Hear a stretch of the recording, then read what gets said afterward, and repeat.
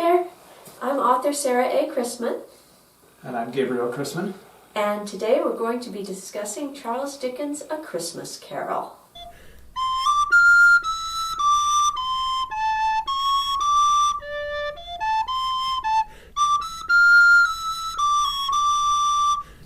Now, I think pretty much everybody out there knows A Christmas Carol. Yes. It is undoubtedly the most popular Victorian work about Christmas.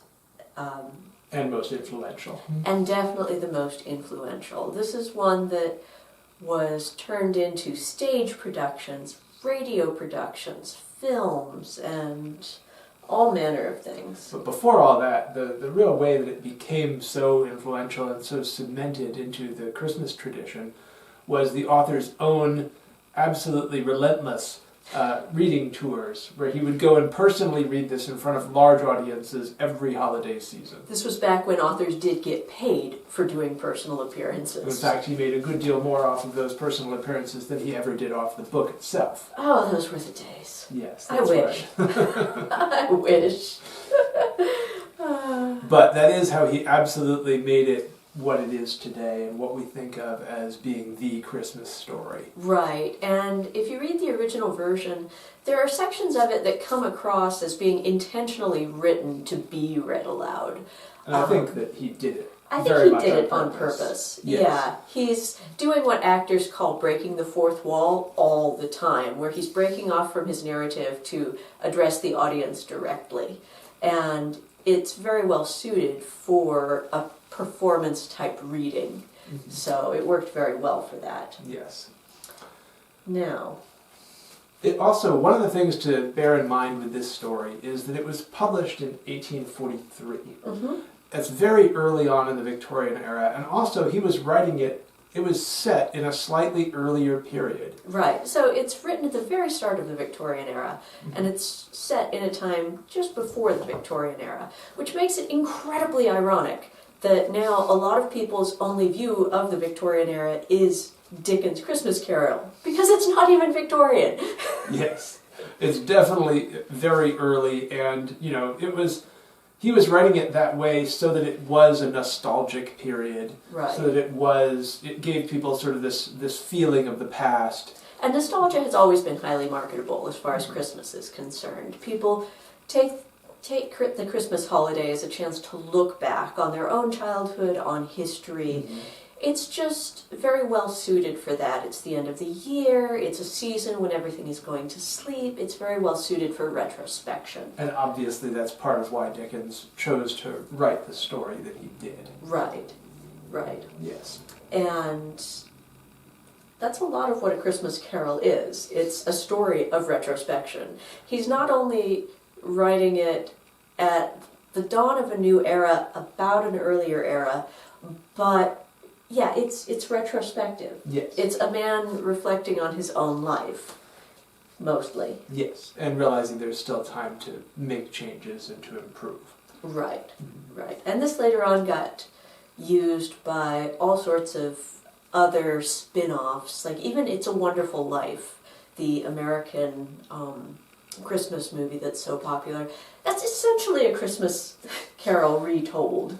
Yes. It's got your grumpy protagonist, who's a banker, and he is come to a point where he's denouncing all of Christmas, and then he's visited by an angel or a spirit who shows him his life so far, and then at the end he renounces his own grumpiness and lives happily ever after. Right. It's basically A Christmas Carol. And in general, A Christmas Carol was one of the first ones of those stories to really have a moral Christmas tale. Oh, Christmas has always been about moral tales. I know, but it's the first one to really become popular that way as its own individual story. There are a lot of them that are popular. The Christmas story itself, come on. Yes, come on. there's plenty of moral tales there. But it definitely was, again, highly influential. It's become the model for many of the stories since. Right. Now, I do think that the Ghost of Christmas Present gets short shrift in a lot of interpretations that get done in this. I'm always disappointed when a new interpretation comes out that they don't give more screen time to The Ghost of Christmas Present, because I really like his section. Usually most film adaptations or radio adaptations or stage adaptations just show you the Cratchits' dinner and at most show you the nephew's dinner. But there's a lot more to The Ghost of Christmas Present than that. They go out to a ship, they go to the coal mining district, they go all over the world. And that's part of the point of Christmas Present. Yes. And I think he gets gypped in the retellings. Well, if they're trying to shorten it, yes, that's always the problem. It's always the problem. Mm-hmm. It's always the problem. But coming back to the idea that it's a wonderful, wonderful story, but it's not the only Victorian Christmas story. A Bird's Christmas Carol. I love A Bird's Christmas Yes. Carol. Mm-hmm. So sweet. We should do a video on that one. Yes, perhaps. Yeah. Mm-hmm. There are lots of Victorian Christmas stories, and in fact, blatant self-promotion here, I put a lot of Victorian Christmas short stories into my anthology. Mm-hmm. Okay, this is where you say put down your blatant self-promotion, Okay, Sarah. yes, go ahead.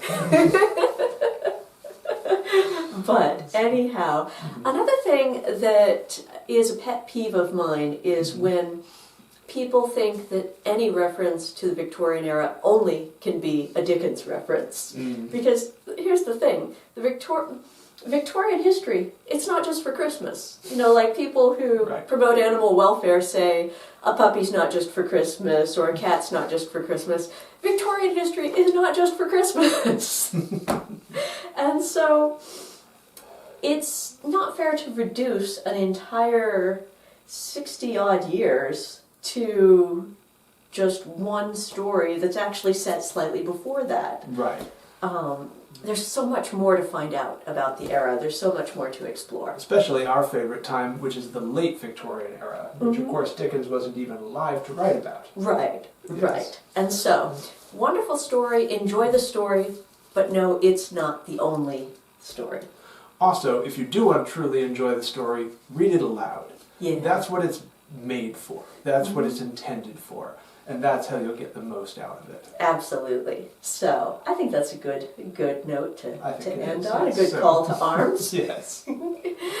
And so, Merry Christmas to everyone, and happy reading! Happy reading.